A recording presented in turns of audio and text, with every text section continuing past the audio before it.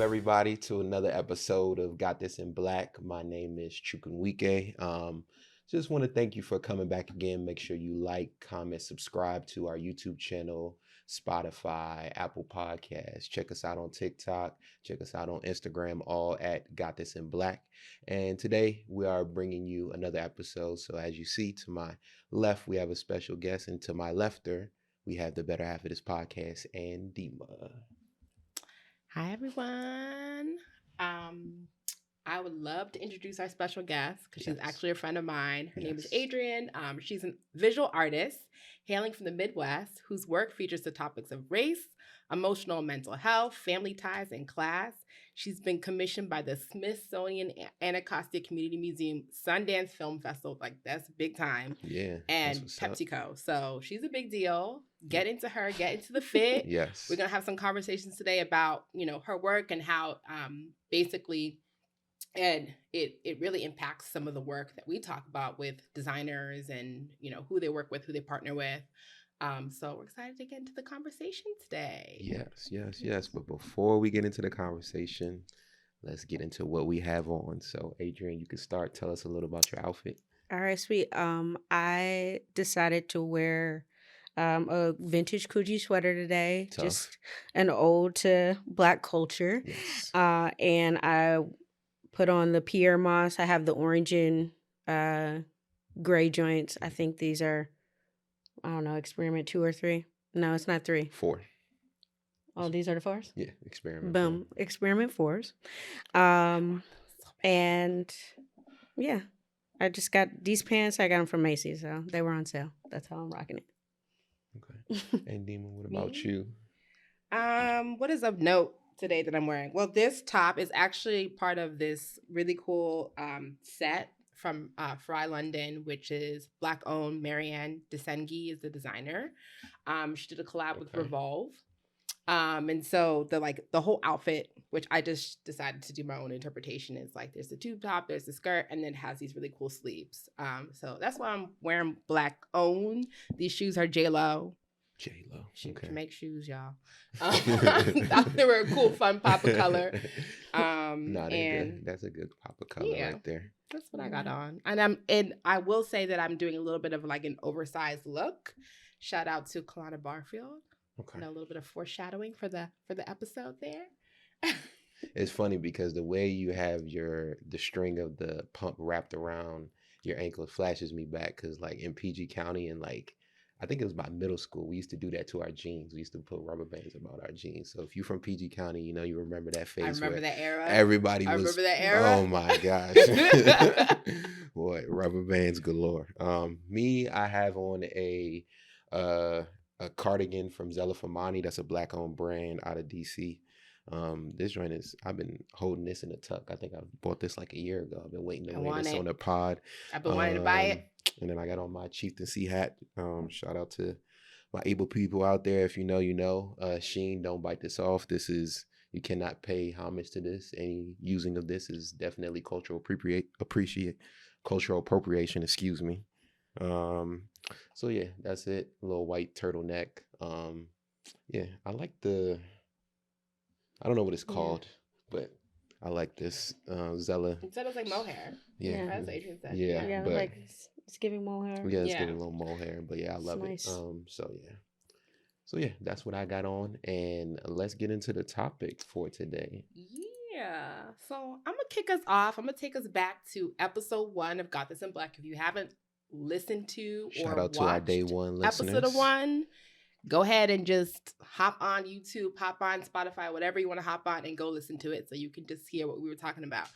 But that was our inaugural episode. We were talking about we were talking about the moment in time where, George Floyd was murdered and all these brands, fashion brands specifically, were scrambling to do something meaningful for the Black community. Just, all of a sudden.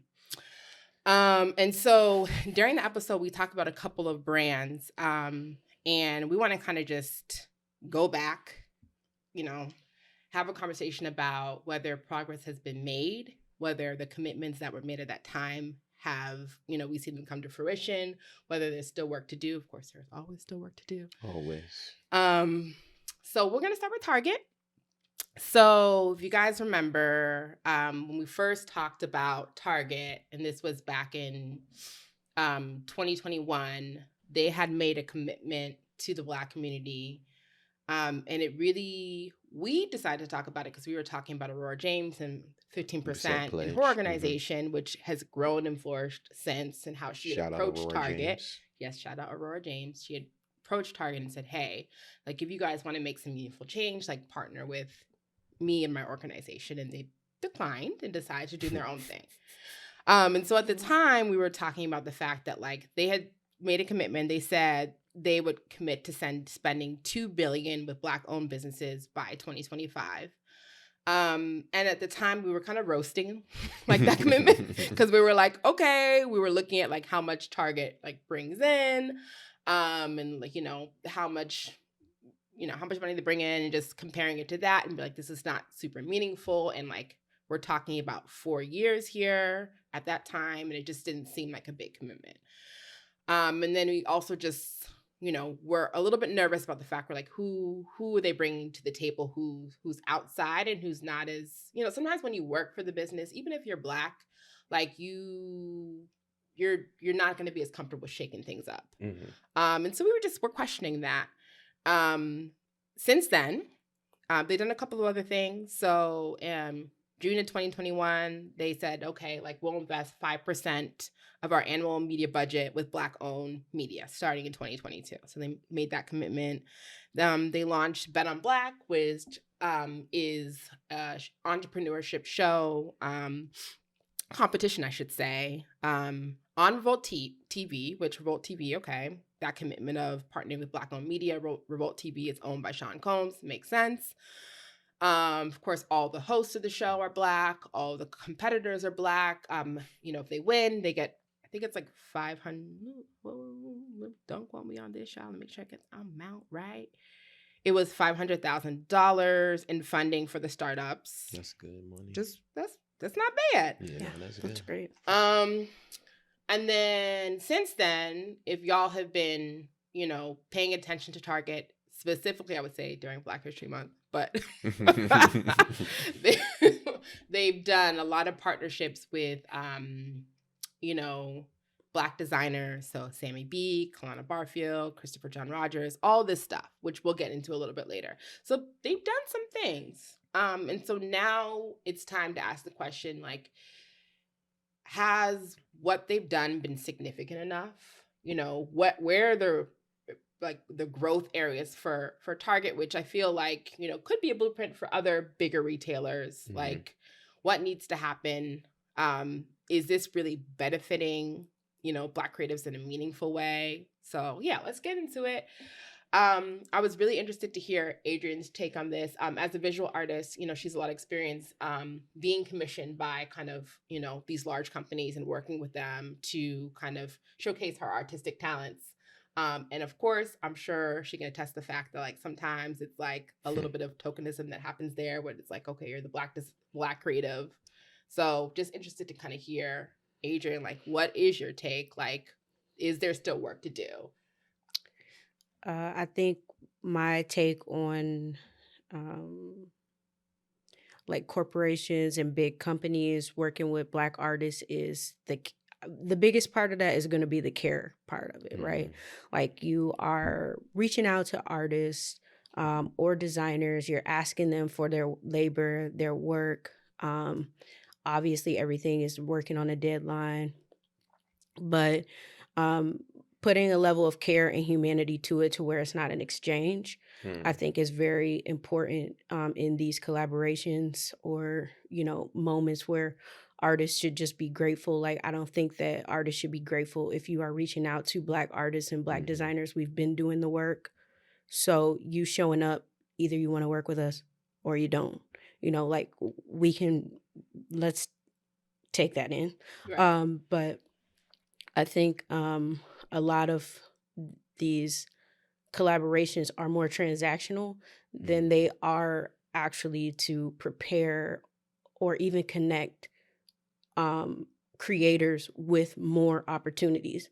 It's as though, like, you get this one opportunity and if we're really like, going to celebrate and uplift the Black community, then use that opportunity and connect those creators with other folks that they can actually build and create more stuff with. Like, I think a lot of times it's like this one-off, this spin-off, and so it's like, oh, we did it, we checked that box, and okay, we'll just find another cohort of Black designers, artists, etc. But like, there has to be a moment of mentorship, because we've lost so much just by being overlooked. So I think there's a level of not we don't need our handheld, we've done the work, but we definitely still need other doors open beyond that one opportunity. And a lot of these corporations have way and far more reach than any institution or person-to-person connection could ever provide. So it's like, how do you, if you're going to open the door, help us kick the rest of the doors open? Right. Yeah. Right. Yeah, that makes sense. No, that makes a lot of sense. The checking the box thing is really interesting, especially just keeping in mind like the excitement, the energy, the things that are happening. Like, I will say in the past like year or so, like they have been happening outside of Black History Month. Like, I think the example I can give is the Volt TV partnership, like a podcast I listened to. One of their podcast hosts is like one of the hosts for that show. Okay. And so, I took notice of that because I respect him. I think he's an amazing host. I'm talking about Dustin from the Friend Zone, for y'all who listen to the Friend Zone. So like, I feel like that's great, but it really is the splash, the energy, all the momentum really is just happening during Black History Month. And I think when that happens, that's when my little flag goes up and I'm like, okay, like, is this genuine? Is this tokenism? Are you taking advantage of the fact that, we are proud of our history? We celebrated during February. And, now we're going to then release a t-shirt line. Now we're then going to release whatever it is that ultimately leads to making more money. Let's also say making, these corporations more money, because I haven't seen any transparency around those makers getting royalties. It's a work for hire project. Right. Sorry, go ahead. I'm just that's a very salient point. Very important point. Because I think a lot of times, and that's what I mean. Like, you're doing all this work, and then you get your check, that they give everyone, and that's it. Right. It's just an exchange. It's a transaction. There's no care beyond. We pick you. We choose you. Do this thing for us. And okay, now it's done. We'll give you some marketing, and hopefully your followers go up and you can become an influencer. Right. Motherfuckers aren't trying to become influencers. I mean, maybe some people are, but like, if you're really trying to do your work, you don't have time to be influencing. You're focusing on your craft. Right. Yeah. So when you're brokering these partnerships, especially with like a Target, is it always just a one-time thing, or do they even seem like they'll say, okay, maybe we'll bring you back and do something else? It's just always like one and done? Okay, so Target reached out to me, when was it? I don't know, 2021. It was not for Black History Month. It was for Pride. So that was interesting. And I mean, the way that the conversation went was basically that they wanted a few designs from me. When I asked them how many units, that was not transparent. I didn't get a clear answer on how many units would actually be going to each store, but they told me to send them a quote for my 3 designs. I have some friends that work in the retail industry, so I asked them, like, typically, hey, like, one of my friends works and is a top dog at Urban Outfitters, so I was like, hey, how many units do you guys send to each store, because this is a one-time thing. And he told me, roughly 200 units per store. So I'm like, okay, Target has 1,900 stores in the U.S. because they're only nationwide, and that's 200 units. So I should probably, I could be making anywhere between like, $30,000 to $100,000 if based on those designs and where they're going and how they're being used, and they get to decide if it's on 10 different, they get to decide if it's on 10 different pieces of whatever, a t-shirt, sweatshirt. Like I'm not making those decisions, they are, right? If it becomes a patch, I'm not making that decision, they are. And so all these decisions that are being made in terms of manufacturing, I'm not a part of, but I just make the design. And I think in some ways that's great, but in other ways it's like, this doesn't make sense. It doesn't. So then and then there's no royalty for it. That's been my biggest thing with my art as a visual artist. Any projects that I do, I did a big project with Life Water in 2016, and it was great. I was definitely like a spring chicken in the game. So a lot of the ways I feel about collaborations now were shaped by that experience. Am I off track? No. Okay. You on point. That's what you is. Right? Okay, I was like, I'm like locked in. are we wondering? But through that experience, I was the only Black woman artist of this. It was a campaign to champion women in the arts, and I was like, that's great. I'm behind that. I want to champion women in art. It's true. There's only 5% of each museum's collection that is dedicated to women art being collected and acquired. And then if you think it's only 5%, then there's even less Black women in that. Right. Yeah. Right. So I was like, I'm all for this. But then once I recognized that this is just a part of the language for the campaign, and there's not going to be much action in terms of getting the artists that they selected works acquired by the museums that they're connected to, it was like, what are we doing here? Right. So I think the same thing, that's why I'm like, the same thing applies to the designers. I'm not saying Target has access to, Louis Vuitton's fashion house, but I'm sure if Louis Vuitton decided that they wanted to collaborate with Target, those connections would be there, and that's another door that could be open to these creators that they're working with. So I think it's more about like, yes, work with these artists, but also really like be looking out for them if this is your mission, and help them find other resources. You should always be a resource to those creators and artists so that they can actually lean on you and say, hey, I want to be connected to this, or I'm interested in this. Let them share their dreams with you, and then figure out who you actually have access and connection to make it happen.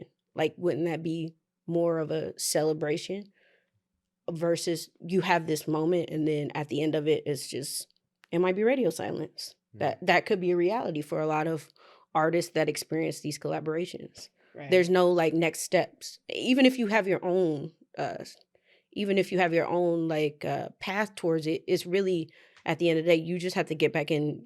You have to get back in the zone and do your work. Right. Yeah. Yeah. It's crazy to me, the lack of transparency from how many units are going to the stores, the lack of creative control, you not knowing where your art is going to be put on what pieces and what style, because I'm sure you want creative direction, because they could just slap it on anywhere on a t-shirt and call it a day. You have no control over that. Then you don't get no royalties on top of that. And to me, that's just wild. Like, that partnership is literally just so one-sided, it doesn't make no sense. And there's no care involved. It's almost like you said, it's like, all right, here's your chance, we're just gonna do this, like, here you go, all here's your opportunity. cool. But instead of it being like, the artists of today are like, exposure don't pay bills, and they're right, so they're like, we'll put a check on it. Right. Exposure. Like, I think that's kind of what the exchange is. I think once we get to like higher level brands where we see these like bigger collaborations, I'm sure those are totally different conversations. But then you have to look at it at the landscape of like, they're still looking at some of these creators as, you're emerging, you're not out yet. Right. We don't have to offer you much. You're just getting started. So it's like, okay, if I'm just getting started, where's the continuation of this, me getting started and being celebrated? Right. And I think like there are like two things I'm thinking about right now. So like, one, I'm thinking about like the broader ESG like portion of this, where if you're really a company that you know, you decided to make this commitment for a reason.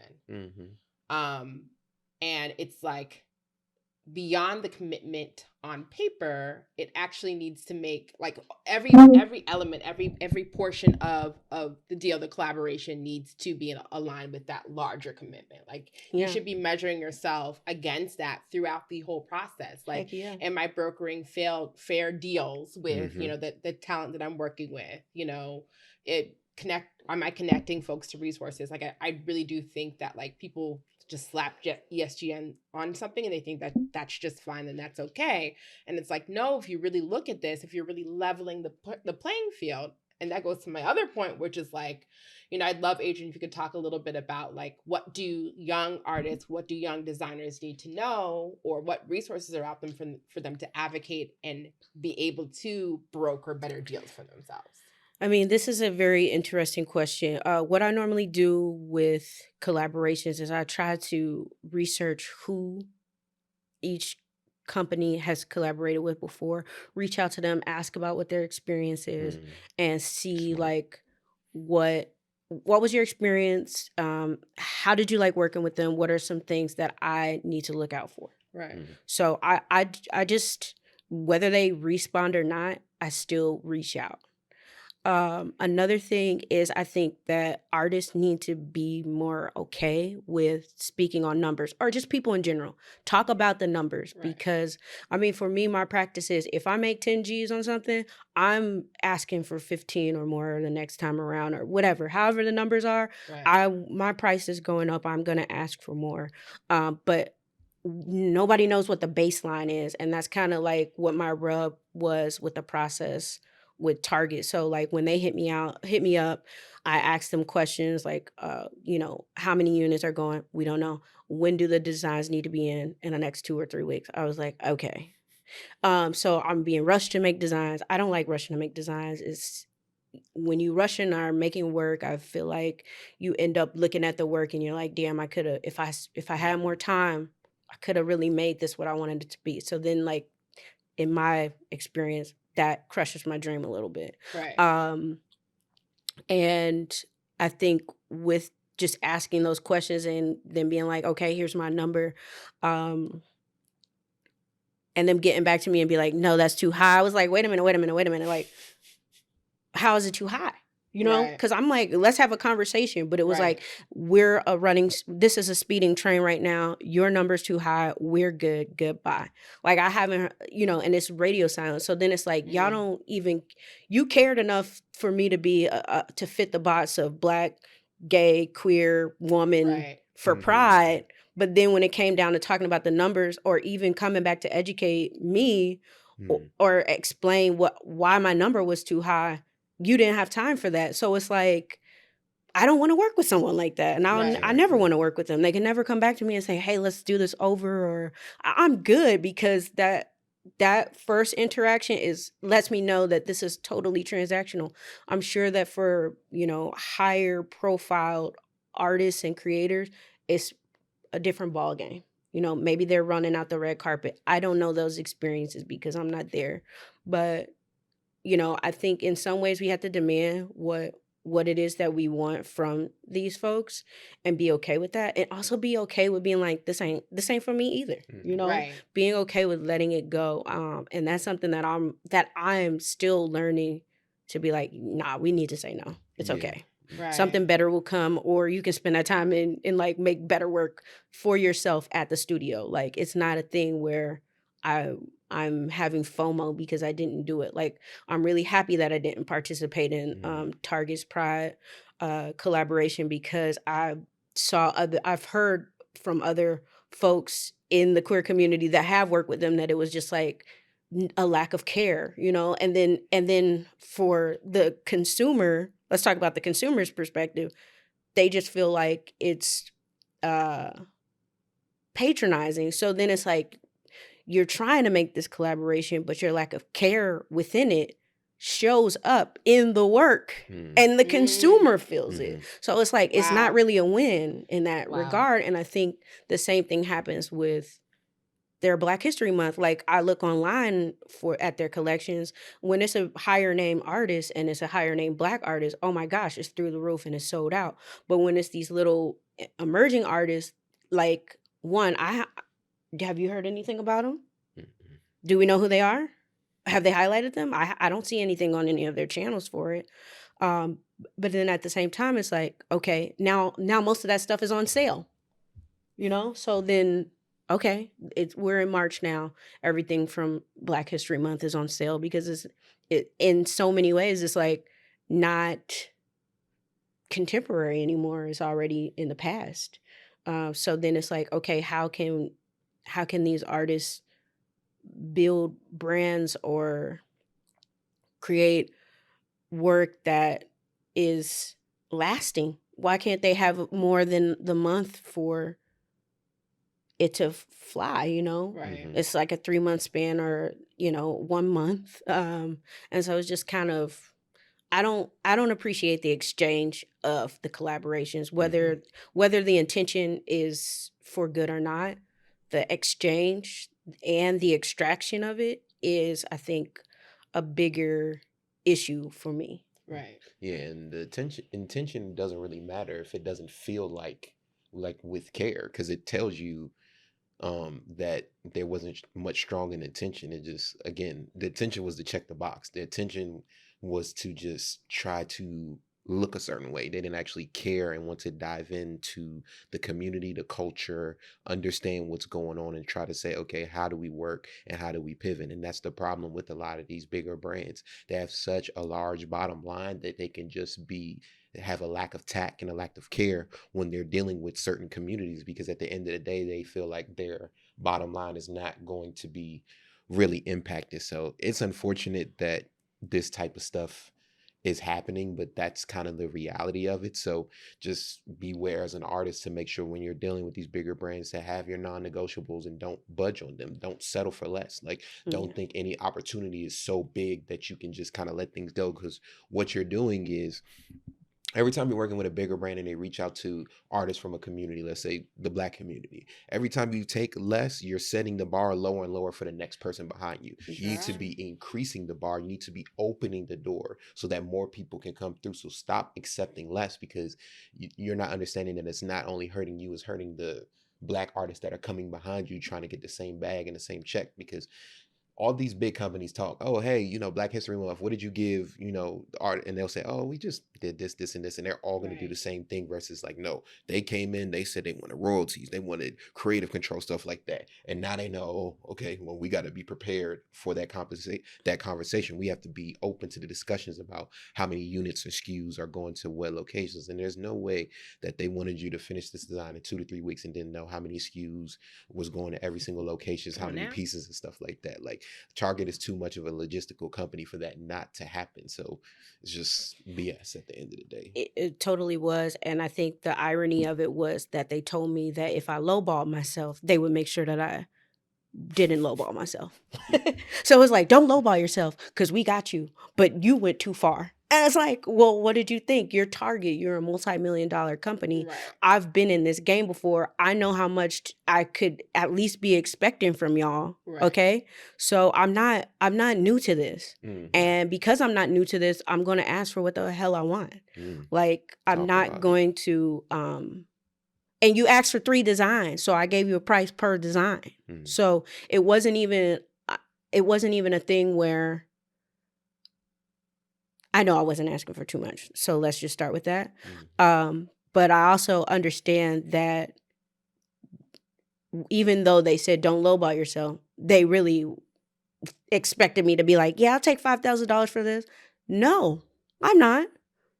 I won't. I've already done this. I've already learned with my experience from LifeWater. And don't get me wrong, I had a great time. There were just some things where it doesn't matter. No matter what project you're working on, you're always going to have feedback. And there's always going to be blind spots. But I still have mentors from that experience that I still have relationship with now. Right. And I think that's, to me, that's very important. Right. But yeah, Target was just, they were all over the place. That meeting, definitely, check your gut checks. They be real.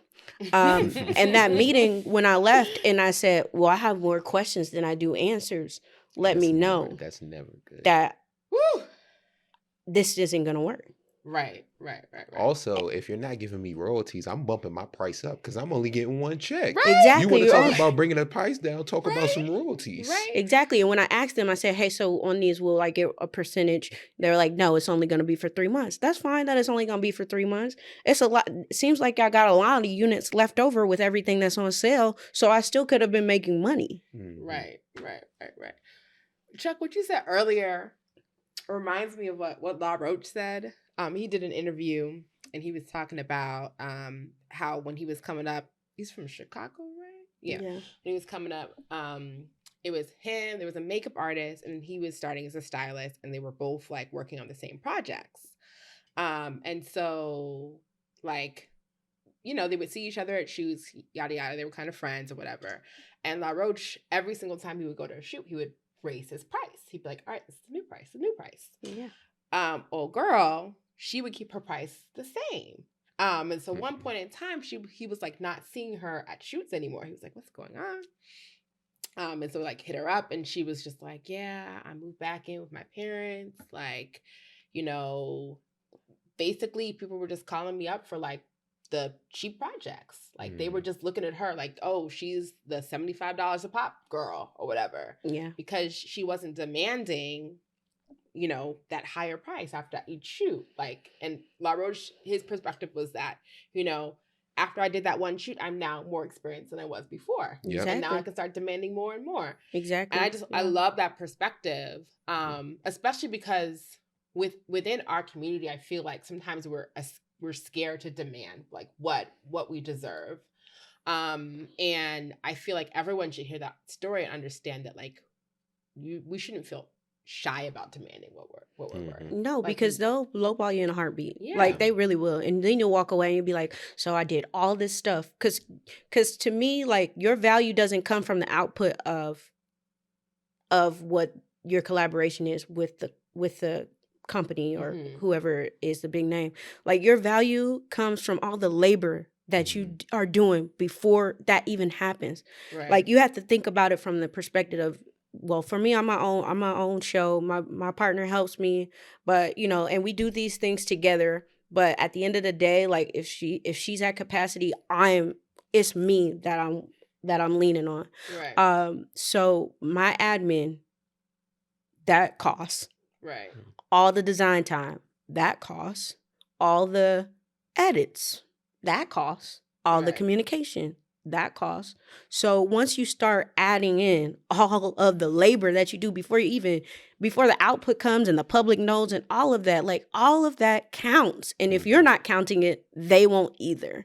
Right. And so it's like, how do you fold in your actual labor and your work beyond your output into the work that into your output within the collaboration? Right.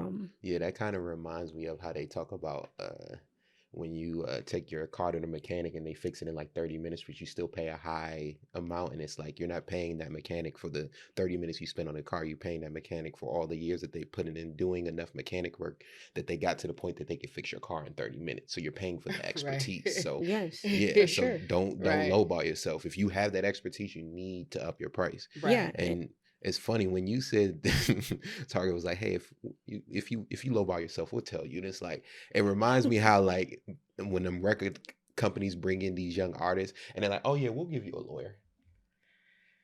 Yeah. Like the person you are negotiating with, honestly, is your enemy. They're trying to get the lowest price out of you. You're trying to get the best price out of them. It's This your is job true. to negotiate and meet in the middle. Right. This is true. Okay, great point. And I did not bring this up when you asked, like, what are some things that other artists can do to protect themselves? In most cities, I want to say most cities, you can look online and see if there's like lawyers who will volunteer for artists. In DC, in the DMV area, it's called WALA, WALA. I have gotten 2 lawyers through that. who will read through my contracts, and what I like about a lawyer is you can CC them on your on your correspondence with these folks, and they will sing a different tune with you because they'll know that Tighten up. They gonna they tighten will up. know that you are not fucking around. Yes. And what I like with a lawyer is you can say, hey, these are the two things I do with my lawyer. I tell my lawyer like what I want from the contract. So a lot of times with my work, I just want to maintain the rights to my work. Right. Very So I important. want to make sure there's no language in there that they own the work, because I may want to reuse it or repurpose it, and I don't want to deal with a big old corporation and tiny old me. Like, that's not the fight I want to fight. Yeah. So I definitely ask for that, and I just try to see if there's anything that needs to be tightened up, and don't feel like you have to sign the contract as it is. A contract is a negotiation, and that's something that I've learned from the lawyers that I work with. A contract is a negotiation, so with there being a negotiation, you can add amendments to it. You can put little crazy shit like, every time you refer to me in the internet, you say my whole motherfucking name. Like, you can put whatever you want in that contract Cut as me an a amendment, check, cut me my and royalty. You use my name, cut me my check, dog. all of Like, those. So like, definitely, see if within your cities they have lawyers who will volunteer to support artists. I am also fortunate to have collectors of my artwork be lawyers. So I have like 4 or 5 different people I can just send the contract to and say, hey, look this over for me. I already know I don't know what the hell it's saying, but this is these are the things that I want. Right. Period. And I think that is very important to have. Very important. Period. Very. shout out to lawyer. Find you a lawyer. Shout out to lawyer friends, man. Very Lawyer very- friends, lawyers that want to volunteer to help artists. And there's a lot of lawyers that want to volunteer to help artists because unfortunately they decided to become lawyers and they did not tap into their own creativity. And so they just love and support artists. It's no shade to those lawyers. I'm just saying, like, a lot of the lawyers that I've met are like, I wanted to be an artist, or I really love this. And it's like, I feel for you because you're not, you can do it and you're just not tapping into it. Right. Wow. Some tips over there. Listen, you was giving me. I'm ready to fight now. I'm tired. Yeah. I'm ready to fight now. Target count your days. No, Target is going to do, like, and that's the other thing, like, Target is doing something for some sect of the community. Like, I'm happy for all of the creators who have had that opportunity, and I hope that it was a learning opportunity for most of them to just at least even know like what you will and won't accept. Right. Moving forward. And in retrospect, was that something that you could have said no to? I mean, maybe, but you learned something, so that that's still a win. And I'm still really excited and proud for those creatives. It's just, I'm speaking on my experience. It was an experience that I'm really happy that things did not work out. I don't think I would have enjoyed working with them. And though my work may have been out in the world, I don't think it would be something that I was proud of. Yeah, it wouldn't have been worth it. Target, count your days. So are there any communities or like communication lines where there's like, a bunch of visual artists where, you guys, any forums where you guys kind of talk and stuff like that? Because I feel like it's like how you go to work and nobody knows what everybody's getting paid. So it's like you could be huge discrepancies until you start talking. Like, is there any talk in like the visual community about like, all right, I work with Target. This is what I got. What did you guys get, or what they should be looking for? If artists that work with other companies that I've worked with reached out to me and asked me, without a doubt, I would be like, this is what I made, this is what I think you should ask for. Like, I'm gonna be like, ask for more, because I feel like I should have asked for more most of the time. But as far as like transparency and sharing numbers, I think across the board that's culturally not a thing that we do as Americans. But I will say, with my friends and other artists that I'm in a community with, we talk numbers all the time, because we're like, look, my win is your win, and if they hit you up, then you can ask for more. Yeah. And So I would love for there to be a more open space and transparency of us talking about the numbers. But I think sometimes people don't want to express their numbers either, because it's like, well, I know, well, in the end of it, I feel like I lowball myself. So Mm, I don't want to, I'm embarrassed. It's like Mm. shame around the money. mm-hmm. But it's like, well, if we don't communicate about these numbers, one, we're still going to be getting lowball, all of us collectively. We're going to collectively be lowball. And two, that we need a blueprint. And then on top of Yeah. that blueprint, we need to be able to communicate with each other and just feel open enough, even if it were an anonymous spreadsheet. That would be Right? great. And just be like, this is what I made. This was my experience. Beware. Right. Or I like go that. for it. I like the I like the anonymous spreadsheet. Yeah. Because I know some people don't want to like put their name out there because they don't want to say what they've got, because then people start basing it off how big their following is or something like that, or like you said, the shame and the embarrassment, because you're like, oh, this big, visual artist only got this, like, wow, stuff like that. But anonymous spreadsheet would definitely level the playing field, so you just have a better eye and to see what is going on. Like we don't know you don't know what to ask for. There's no like the benchmark. Like, And there is you don't know you don't even know what the baseline of that benchmark is. So it's like, how do we get there? I mean, a lot of times, like, so in the public art world, there's so many facets of this, but in the public art world, like, if there's a call, the budget is already there. So if the project is $30,000, that's what you're going to get. That's what you're working with. That's what you're going to make. That's what you got to do everything with, from build out to, from start to execution, you're making $30,000. Okay. So that in public art, that's easy, but in visual and for visual art too, like, you go to a gallery, you want to see the prices of that artist, you can ask for the price list. Boom, it's right there. It's these deals and these collaborations where the money is like, okay, so what you ask him for, and it's like, well, maybe I signed a contract where I can't talk about it, or but just hit me offline. But it's like, it's that part. I didn't sign any contracts with Target, so we're good. Like, again, another thing on their end that was like, oh, I don't have to sign an NDA to talk to y'all on the phone about this project. Okay, fine. Does that make sense? Like, that's why I'm talking about it right now, because it's like, wait a minute, what? But it's like that, and it's like, okay, that should have been another red flag for me, because most of the projects that I've worked on, they're like, you have to sign an NDA before we even send this project to you. Okay, fine, it's signed. Let me check in with my lawyer first, but we signing it. It's cool. So.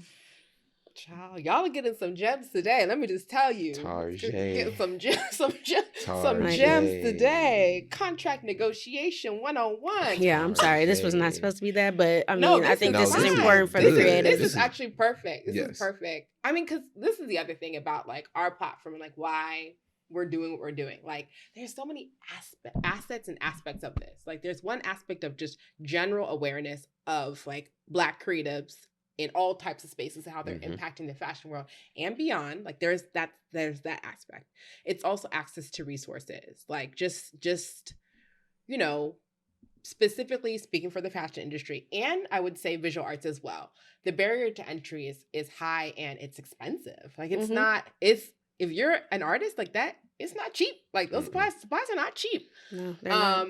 And then the third piece is just like the mechanics, like knowing how to negotiate contracts, knowing what you're worth, knowing things like, you should be getting royalties and things of that nature. And, like, that people just, you're just starting off, like, you don't have the resources to go find and discover these things or get a lawyer.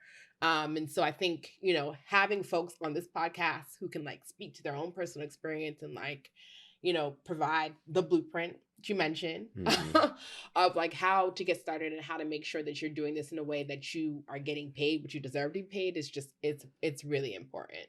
Yeah. I think beyond just the pay part, if you're going to, as a creative, in some ways, you are your own business. So Yes. you have to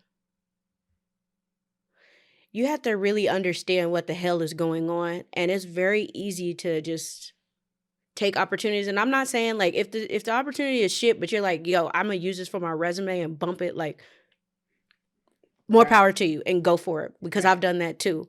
But when it's stuff where you're like, I really care about this, go through it with a fine tooth comb. Like, and just be on your shit.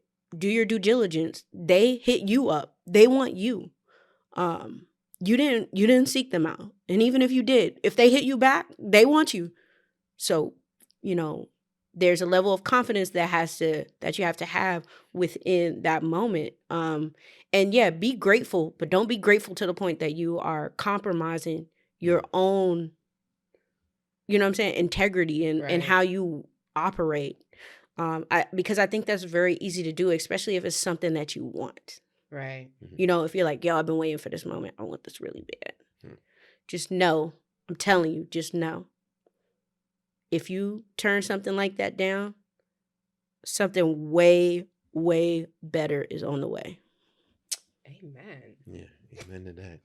Because like in that case, it's like it's a test, right? Like you get something's coming your way, and you really want it, and the parameters around it are trash. Yeah, let it. But you have to be okay with that. And like I said, if you decide to go through with it, you're gonna learn your lesson, and then you will. It might be necessary for you to level up for real next time. Right. So, I mean, I've had so many experiences from just corporations, doing them on my own. Like, that's one thing, doing it on your own, then working with a liaison. Sometimes I'm like, why do I have a liaison? Because they can be more of a micromanager than your advocate, and you don't want that. What do you mean I don't when you want say that. a liaison? Someone who, I probably got too loud on that. But someone, some sort of consultant, or someone who, maybe has the connection and wants to connect you with someone else, or a different brand, or a different company. Like, those folks are great and they're necessary. Right. And I'm not saying they're not, but at the same time, sometimes they can be the micromanager, and it's like, are you gonna micromanage me, or do you want to advocate for me? Right. And so then you have to have your list of commandments for how you're going to interact with your liaison now. Right. The person who you're like, yeah, I would like for you to get me some more projects. How do we do this? So. Gotcha. Yeah. It's a lot. Y'all can hit me up or whatever. Yeah. Have you ever, you or anybody in your community have you had any of your designs taken by a bigger brand?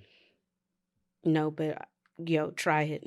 I will be suing you. Try it. Because I just keep thinking, and I'll be owning it. I'll be part owner. I just keep thinking about, our first episode when we talked about the Guess brand trying to colonize the Telfar bag, and the Black community stopped them. But I was just reading online how like clothing is seen as like a use product or whatever, so you can't like technically copyright clothing. So that's why it's so much easier to steal, because there's a whole hashtag of like Shein took my design, because that company, I think they pump out like 10,000 SKUs monthly. So there's no way they have enough designers to pump out 10,000 SKUs. They got probably 2,000 employees online stealing 8,000 designs, and then they probably make about 2,000 of their own designs and stuff. But that's the tough part about the fashion sign versus the visual art, where it's like, nah, you can copyright when you.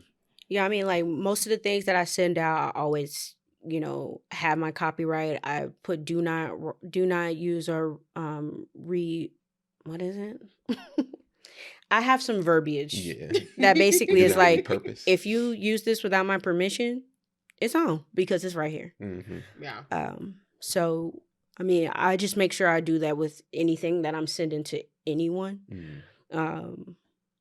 And yeah, I think with the fashion it's a little bit different.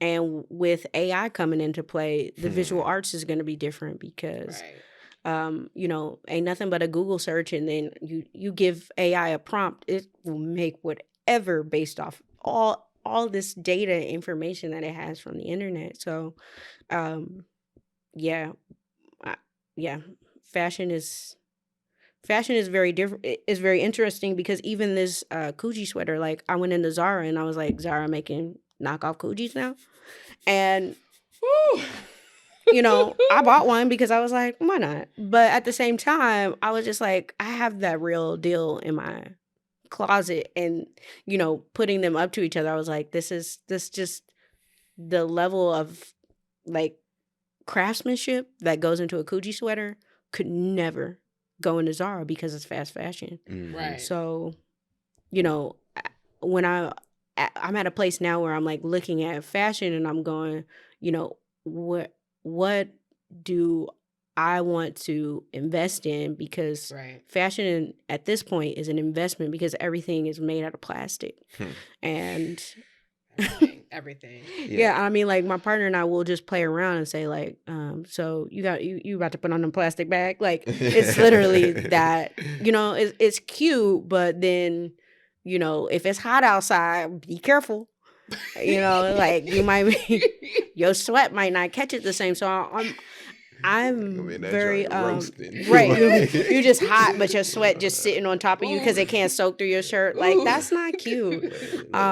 Get you some material with cotton and just make sure it's sustainable. I think that's what I've mostly been like interested in, is sustainable brands.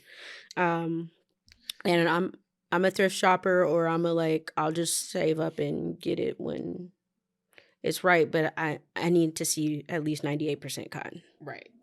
Yeah. No, I'm with you on that. Yeah, it ain't gonna be. There's gonna be no more hand-me-downs for our generation. Oh yeah, that's out. Like, that's out. Like you're not gonna get nothing from your parents like you used to, because the quality is just done. Yeah, when you're going to Goodwill and you're seeing like Zara, and when you're seeing Zara at the Goodwill, you know, like nothing's right in the world. Oh my gosh. Yeah. Man, hey, y'all better go through your parents' closets and get what you can, cause yeah, seriously, I'm about to hit up my aunties like, what y'all got? What you ain't wearing, and what's collecting dust back there? Like, I got me a nice little peek on my daddy closet, boy. I was like, nice. this joint fit nice, it's warm too. I'm like, bro, you ain't getting this, not now. Yeah, unless you're gonna spend, like, if you want it now, it's gonna be like a pretty penny, but it's like for a more reasonable price, you're gonna get something that ain't gonna last long. Like, you might as well just invest in something that costs more, but you know that's gonna last you long. It's gonna be worth it. So yeah. If I can't wear it within the next 4 years, I'm good. Like I really haven't bought much fashion, I think, in the last couple of years, because that's where I'm at. Like if I don't see me wearing this past, if it's not my forever thing, I don't want timeless pieces. Yeah. That's the key. Timeless pieces, mix those in with some basics, some quality basics. You build your closet out, but don't what does they say? Fashion fades, style is forever. Is that the quote or whatever? But it's like, really buy stuff that, like you said, you know you're going to be able to wear for a very long time. Don't too much hop on too much of these trends and stuff like that, because they're going to come and go. Just wear something you know that you always going to love, you're always going to look good in, and you're always going to feel good in. So yeah, I mean, and make sure you buy stuff that can be taken to the cleaners. Like if you can't take it to the cleaners, that part, it's already done. Yeah, you know, because or you put in that washing machine and it's just done after that. Like, yeah, like there's I mean, the one thing that I will do or have done is I'll get like collaboration pieces, funny enough, but they're not Black brands. Like I did the Puma had a collaboration with Butter, which is a skate brand in Australia, and just love the color palette, really. But everything was like it was still high quality. So it was worth it to me. And I can take it to the cleaners. So I don't even have to deal with it. I can let the professionals do their thing. Please and thank you. Yeah, please. Like I don't even want to. Yeah. No, speaking of collaborations, we had a recent collaboration actually between Beyonce. Wait, before we get to that. Okay. So we always ask our guests, Adrienne, what their favorite Black fashion moment is, because I feel like I always learn something new, or like my memory is jogged about something that I forgot about. So I want to ask you that question. Okay, yeah. So my black fashion moment, is that what it Favorite is? black fashion. Favorite black favorite black fashion. fashion moment. Okay, boom. Is definitely Emerald City scene in the Wiz. I love it. It's I think it really communicates like how blackness and fashion are just like go hand in hand. They had a whole song about like wouldn't be caught.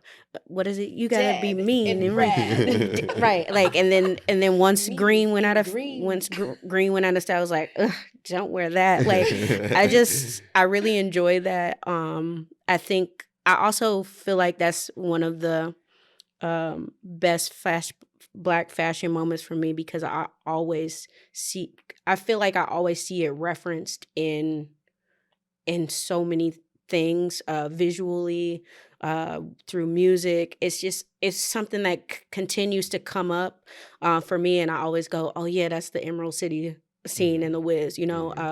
I don't have any examples to pull right off the top, but I will keep Beyonce thinking music about it. video where like they're all color coordinated. That like it's not as glam as like that scene because that scene is just That scene is everything. glam, is perfect, and then they get to the gold, and then it's just like black people in gold. Just stop it right there. So I really love that moment, and it's a recurring moment for me. I love that. That's one of my favorite movies, like hands down. And I was shocked when a lot of people had not seen The Wiz. Oh my gosh, a lot of black people had not seen The Wiz. Who I've like spoken to. I was like, "You've never seen The Wiz?" Yeah, I have a group of friends who we're gonna watch it together because some folks have not seen it. But I also found that to be true about Michael Jackson's Moonwalker. Oh, you haven't seen that one? See, I don't think I've seen that one. And the Wiz is I've seen it, but it's been so long that I don't remember. I need a refresher. Yeah, no. The Moonwalker that was like on VHS played it out. But it was like Michael Jackson's whole. There's some weird scenes in it. As I've watched it again as an adult, and I'm like, okay, this was only for my kid brain, because now I'm like, what is going on here? But yeah, I love the Moonwalker too. Yeah, the Wiz on VHS. My aunt had it in her house in DC. She had that, and she had Soul Food. Okay. Big mama. I was there watching Soul Food. It was not for my age range, but I was watching it. I would say and Loving Basketball. She had okay, yeah. That wasn't a black fashion moment at all. No, Loving Basketball. I was gonna say so Crooklyn could be, but I would say just like aesthetics of the neighborhood. Yeah, okay. I can see that. Yeah, I love following those like accounts that just have pictures from like the 70s, the 80s, and the 90s. I just love it because I just to soak in what it was like because I wasn't there. It's pretty dope just to see. Like, yeah.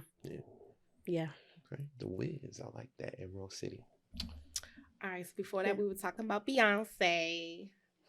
Man, people have been really, really, really upset about the fact that they have not been like, any like visual as far as like a music video for the Renaissance album. They've been very upset. But Beyonce just announced a partnership with Balmain. Specifically, she co-designed some looks with Olivier Roustier.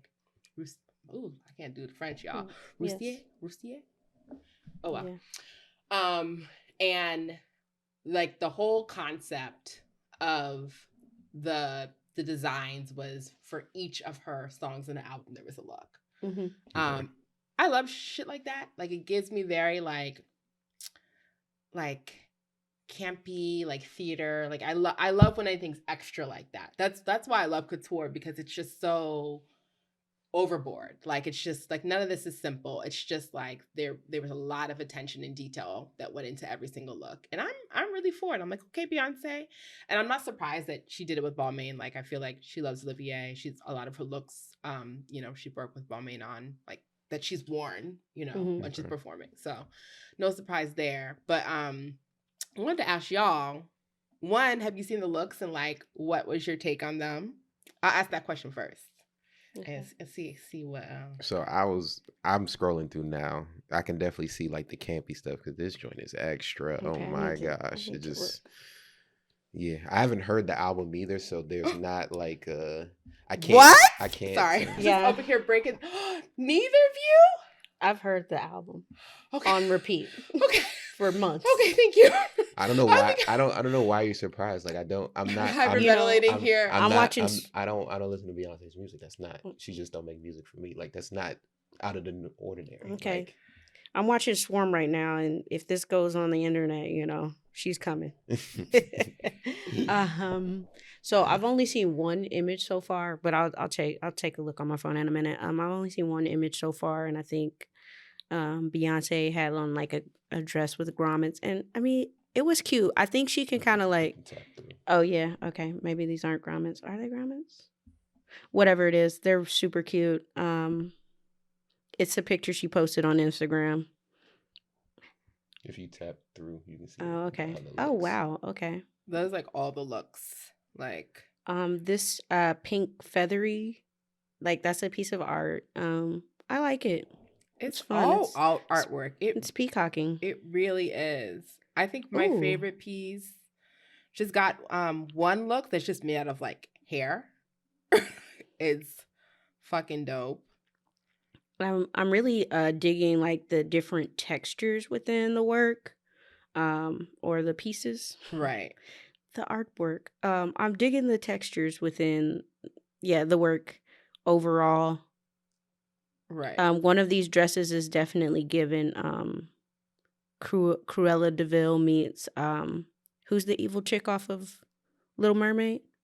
Oh, The octopus? Oh my gosh, why am I forgetting her name? Yeah, I'm blanking on her Oh name. Lord, we know who it is. Okay. we Yeah, know who you're talking y'all know about. y'all know who she Yeah, we is. know Yeah, You know who come we on. talk about. Y'all Yeah. know. Yeah, one of the pieces is giving that.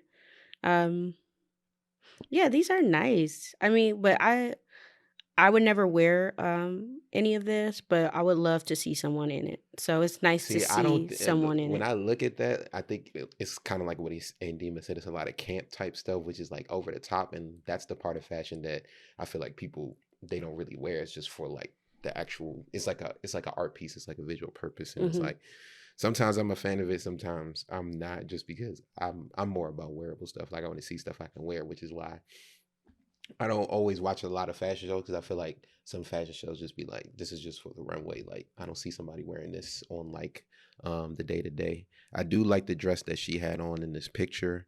Looking at the joints is definitely, you can tell it's a lot of time and effort spent, and they definitely look like a lot of quality pieces, but Mhm. I'm not too much of a fan of most of these looks. That's a I'm not gonna cleaner's lie. It's wardrobe. not it's not really for me.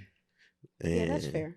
and I didn't listen to the album, so it's like I can't connect like, oh, this is inspired by this song just because I haven't heard Yeah, it I and mean, stuff. I So think that the clothes that are shown in this collection, I hope that she's wearing these looks.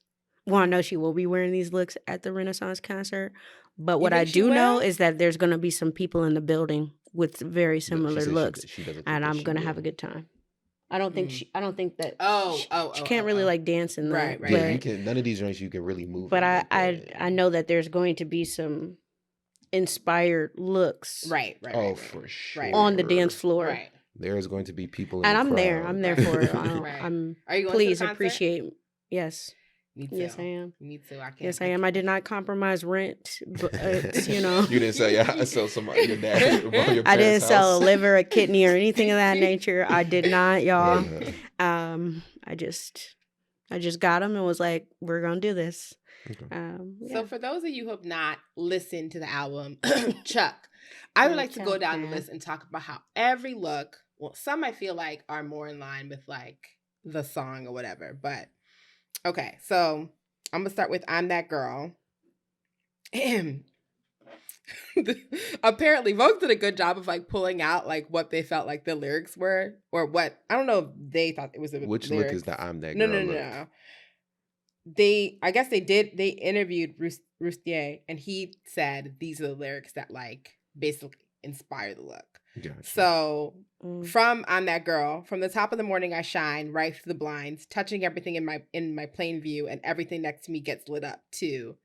All right. So I'm That Girl is just like a badass song. It's just like, it's giving badass energy. And so the look for that, like the woman is wearing like a breastplate with like spikes coming out and like spiky bracelets, and it's all black, and like the hair is like, you know, a bob that's like really angular. Like, I see that. I see that. You know, it's giving I'm That Girl. It's very fierce. Cozy. It's a giving. You can't sit with us. It's, yeah, you can't sit next to me or you're gonna get impaled by my Yeah, it's actually a hazard if you sit next to me. So right. Cozy, which is the look that you said you like with the pink feathers. Like, I think that makes sense. It's soft but also like fierce, like softness in the black turban the young lady is wearing and the feathers coming out.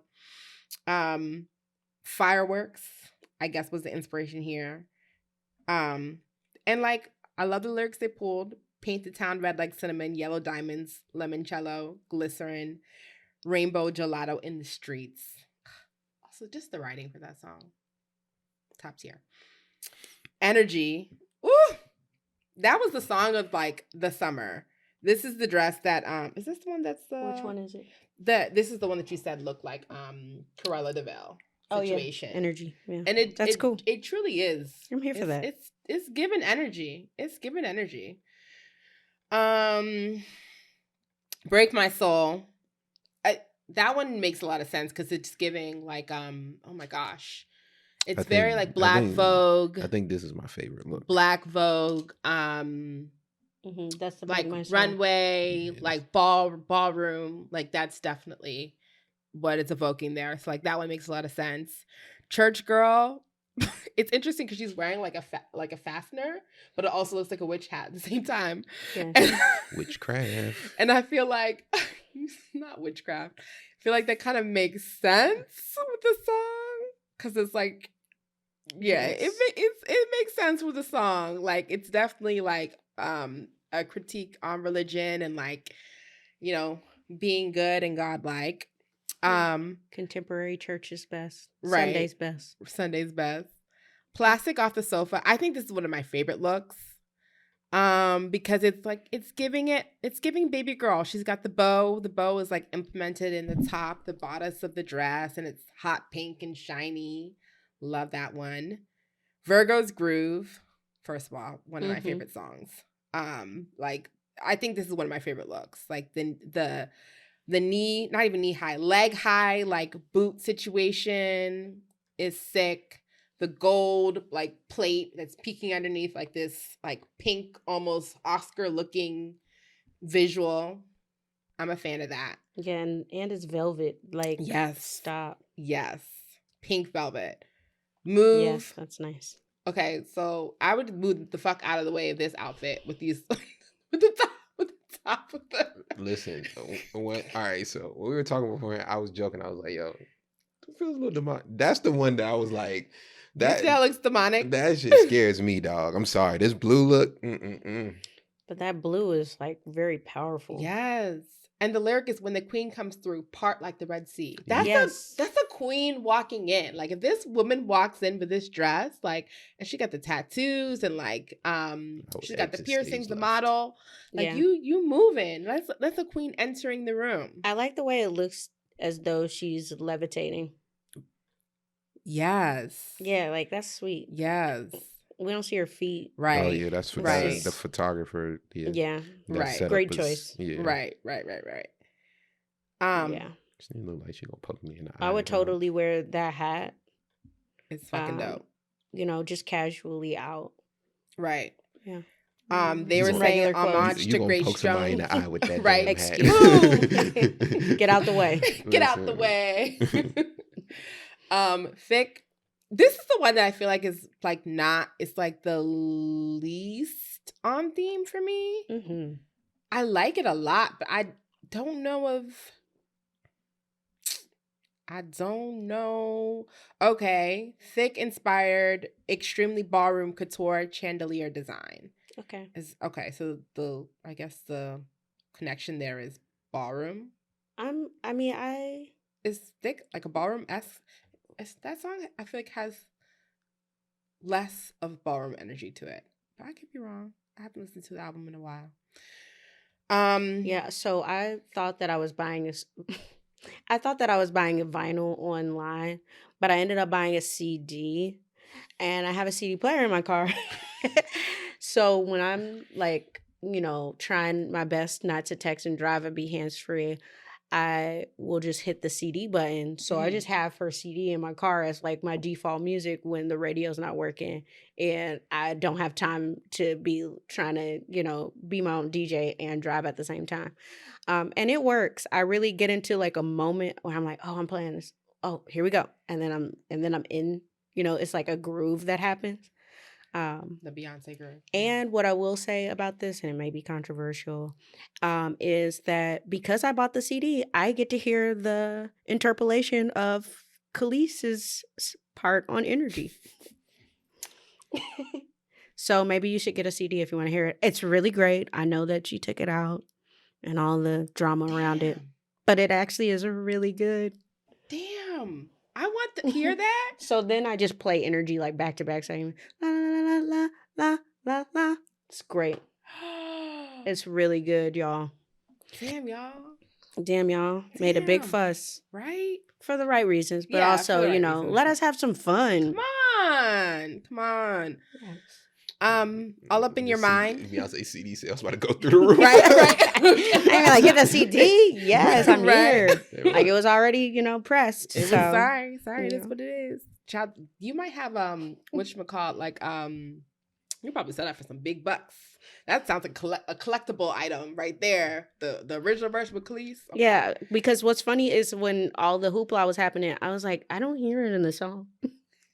Maybe she already took it out because it's streaming, Right. And then I got the CD, or been listening to it in the car, and I'm like, oh, this is what everybody was talking about. Oh, okay, cool. I have no qualms with it. That's hilarious. Yeah. All Up in Your Mind. That one is just a work of art. I think my favorite looks are the last two, Pure Honey and Summer Renaissance, which Pure Honey is just like, everything about this look is just phenomenal. Like, which one's Pure Honey? Pure Honey is the one that's like the checkered, like she's Gotcha. the model's wearing a black and white, like, I don't even know what to call this, like a jacket, bolero type jacket, like this white and black checkered pants, these platform, like kind of constructed strappy sandals, like it's hands down my favorite look. It's amazing, and it works with the song. Like, it makes sense with the song. And then Summer Renaissance, obviously, that makes like that's a work of art. Okay, so this Renaissance look, is this the Renaissance look? No. That's the Pure Honey, which I freaking love. That Summer Renaissance. Yes. Oh yeah, and it's very Donna Summers. It's giving. Yeah, it's giving. It's doing what it's supposed to. Yeah. So I don't know what you're talking about, Chuck, but I'm a fan. Okay. Hey man, we all entitled to our opinions now. Mm-hmm. Yeah, and your opinion can be wrong, and it is. Well, I would just say listen to the album first. Okay, there we go. Thank you. It's a great recommendation there. Just listen to the album. Yeah. If you want to dance a little and whatnot. And I'm sorry for when we post this clip and people start trolling you. That's what's gonna happen. Swarm. No, I'm just kidding. Okay, so Swarm is kind of wild. Hey, I mean, it's not like I said the music is bad or anything. I just said no, yeah. I don't listen. It's not for me. It's not for you. That's real. Yeah, tell us about Swarm, Adrienne. I want to know. So I just turned on Swarm. It's just crazy. I don't have any other words for it. Like, it's a show where it's about a fanatic, a fanatic Black girl who is like in love with a Beyonce like character. Her name is Nyjah. Mm-hmm. Oh. And like, if she hears anyone say anything bad about this character, she's going apeshit. And well, let me change that. Well, anyway, she's just going mad. Okay, language. Sorry, I'm like trying to find the right word, but no. Y'all know what I'm saying. We curse here. And Ape Shit makes sense. I mean, she has a song with Jay-Z called Ape Shit. So. Okay, fair enough. Let's go with it. And yeah, I am still watching it, even though after episode 3, I was like, I can't watch this anymore. But I'm still watching it because I need to just understand like what's going on. I've read in an article recently from the creator. Y'all don't quote me on names because I'm not even about to give any. But the creator has said that this is a love letter to Black women. I'm not getting that, but It doesn't feel I'm like just a not love getting letter that. to you. No, I'm experiencing a lot of anxiety when I watch this, Mhm. which is why I'm like I need to turn this off. But which is also why I am still watching it because I want to get to the end and see like what the result is. I think Donald Glover saying that he's created anything for Black women is just like, It's not what he said. oh, It's he didn't say it. no, he's Oh, he's a is he's it a Janine? co-curator. Janine? I Janine guess, yeah. Neighbors is the creator. Yes, Yeah. yes, that's what she said. I was like, I guess I'm looking for that. That's why I'm still watching it, but I haven't seen it yet. And I mean, one thing about Donald Glover is that he's going to give us, as my partner says, he's going to give us a documentary. So there's like a mockumentary within it, and that's where things turned, and that's where I was like, oh, I kind of like that. But the show overall is insane. I'm It's excited insanity. to watch it. I'm not going to give much because I don't want to ruin it spoil for people Yeah. who don't like spoilers. I don't care about spoilers, but that's just because I'm watching it anyways. And I'm like, thanks for letting me know what's going to happen so I can predict the rest of the movie. But yeah, I mean, it's something that I'm watching, and I'm very curious to know, how Beyonce would feel about a movie like this. Right. With her being the like basis of who this character is a psychopath for. And I think that's the part where I'm like, this can't be a love letter to Black women. It's too violent. But we don't need any violence. But I'm also like glad that we're getting shows now with that range. Yes. Like I'm thinking about, oh my gosh, y'all remind me, what's there's a Black horror film coming out where they're all like on vacation together, like in a cabin, and who's in it? Oh my gosh, so why am I blanking on everybody in the movie right now? It's all good. I haven't heard about it. Oh, it's gonna be lit. Chuck, do you know what I'm talking about? It's a horror movie that's about to come out. I feel like I've seen the trailer, but I cannot remember. I can't remember what it's called. Yeah, I think I've seen the trailer on Twitter. Yeah, like I'm so excited for movies like that coming out because it's just like it's the range for me, and just showing the fact that we don't always have to have the same tropes in every single type of movie. Yeah, the blackening, sure. That's what it's called. Oh, okay. I'll look at a trailer for that. No, I totally agree, which is also probably why I'm watching it, because I'm like, okay, yeah, I don't like this, because I'm, also as a Black woman on screen, and like, I'm like, oh, I can identify with this, and then I'm like, I'm not identifying with this at all. So yes, I appreciate that tension within it. Right. And I'm trying to find the humanity of the main character. Right. And I still see the main character as a human, obviously, so we're not going there. But it's hard because of the shit that she's doing. Like, she's a killer.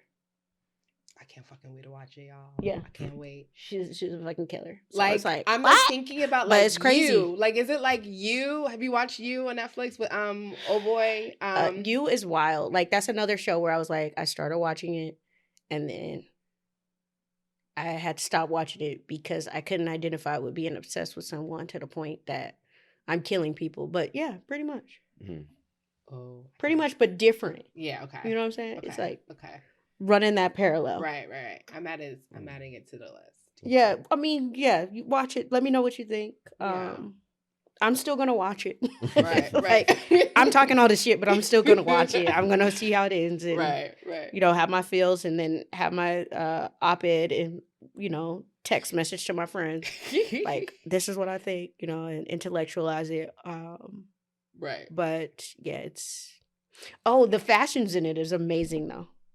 I will say that the Ooh. fashions in the show is great. Okay, now I really can't wait. Yeah, y'all. Next episode, we doing a little review of Swarm for y'all. All right, Swarm, and Swarm fashion. There will be some spoilers. Sorry, it is what it is. Okay, I tried my best, y'all. Yeah. That just means they got till next episode to catch up. Right. Yeah. Right. How often? Well, we'll talk about that later. All right. Last thing you want to do, hot or not? Yeah. Oh, okay. Yeah, let's do hot or not. So hot or not, we have a fit by Washington Wizard Kyle Kuzma. That's my dog right there. He has a couple pieces on. He has a Prada bucket, and then he has like a Marc Jacobs piece. It's a grenade pocket jacket and recycled nylon trousers, and then he has on a pair of Balenciaga strike leather combat boots. So how are we feeling about this outfit, hot or not? Let me pull it up one more time because I did look at it. My first gut reaction was that's a lot of pockets. Yeah, he's ready to bomb. I feel like his outfit can hold enough grenades for World War III. I mean, okay, so there's aspects of it that I like, mostly the texture, because I think that's what the pockets are doing, giving the texture. It's definitely not a functional. I mean, I guess it is functional because it got all those pockets, but hot or not, it's hot for him. It's not for me. Okay. I am such a fan of Kyle Kuzma. This girl loves some Kyle Kuzma. I like men who take fashion risks. Like, I don't like A$AP Rocky as the person. Like, I don't.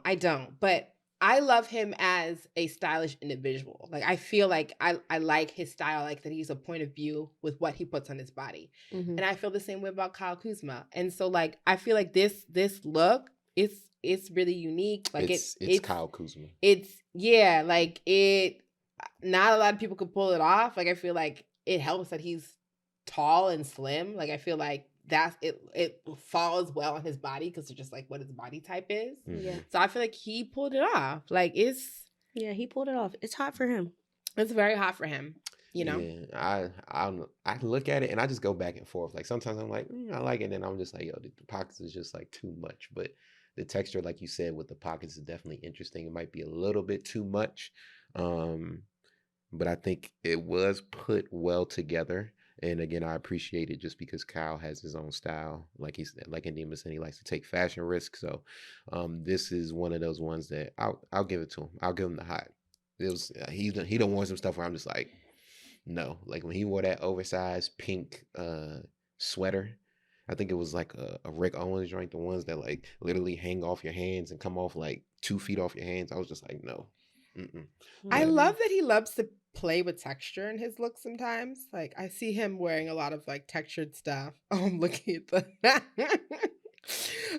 I swear this even looks, let me show you. I swear this That's the one Oh, I just saw that picture. This even like looks kind of good on him. Like, he just yeah, that's too much. I actually saw that picture and liked that one. Oh, you like that one? Okay. Yeah. I didn't. I'm just like, why? I think I have just like a very functional mind when it comes to fashion. So when people step out of that box, it's like I try to adjust my vision because I'm used to like the functional, but the spectrum only goes so far. Like, I can only go far down the spectrum. That is just like, all right, why is my sleeves like 2 feet off my hands? Like, yeah, we're not expecting him to pick up anything after a while. For a while. Right. No. Like, he's just wearing that for that moment. Literally. Don't try to eat with that on. Yeah, I got you. Yeah, so there's no function. Yeah, he was like, I'm gonna be out for about 3 hours. I ain't doing nothing much. Like, listen, I'm walking to the locker room and I'm taking off this big pink sweater and I'm about to go, basically. Yeah. He was like, I can wear it in, but I'm not wearing it out. Yeah.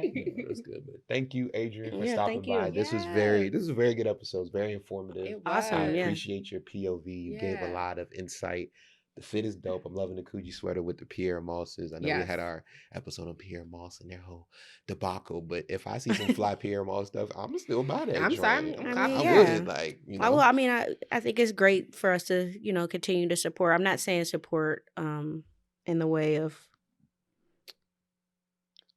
how there's this moment with anything Black where we're like, oh, don't, be critical and Yes, thank you. supportive, Thank you. like Yes. both. We have to Yeah. have both. Oh, yes, we could Because walk and chew gum. We can criticize, but also support. exactly. Right. I mean, Point out the bad, point out the good. We can do both. Like Right. it has to be that way. Like, and it has to be a regular thing as well too. Right. Because I hate feeling like when you talk about something Black, it's like, oh, you gonna mess it up for the. It's like, no, if it ain't it, if it ain't it, because We that's how have- we get the it through. We have to call out what's not it. So Right. the good, because it's like it's about supporting what's good from the Black community, not just everything. If it's mediocre, we can't support it. Like, well, we can. I mean, Yeah. in a sense, like we want the good stuff to come through. So it's like Hell if we yeah. don't call out what you feel is mediocre or what you feel is not up to par, the good stuff is not going to come through. Everything is just going to be. We need some sort of filter, some sort of. We should be gatekeeper, so pushing everyone to do their best work. to best and, work like, and better. And sometimes yeah. your best ain't good enough. Sometimes, Yeah. and that's reality. That's life. So Yeah. yeah, Fair. I think that's it. But Adrienne, tell the people where to find you. Yes. So, So I'm not on the internet much, unless I have a show. But my Instagram is Rocky Yo Adrienne, ROCKYYOADRIENNE. Other than that, you can't really find me anywhere else. You got your whole artist website though. They can go there and see your work. And Oh stuff. yeah, well you can find all of that through my Instagram. Okay, there we go. Yeah. There we Yes. go. It's Go all to her there. I know y'all gonna be on IG, so Get on her there you go. website. Yes. Please support. Support. Check Thank out the you. artwork. All Yeah. of that. And I think that's it. Peace out. Well, Yeah, peace. Where to find the podcast? Oh, we're podcast. Oh, got podcasts. Man, y'all should know this by now. But for the new listeners, Thank you. find us at Got This in Black on Instagram, TikTok. I be tweeting every once in a while. We are on YouTube, Got This in Black, Spotify, Apple Music, Google Podcasts, all that stuff. So yeah, support, like, comment, subscribe, share with the homies. Rate 5 stars, Rate. please. Help us out. Yeah. Stop acting like this content ain't good. Help us out. But yeah, no, that's it. All right, cool. Bye. Peace.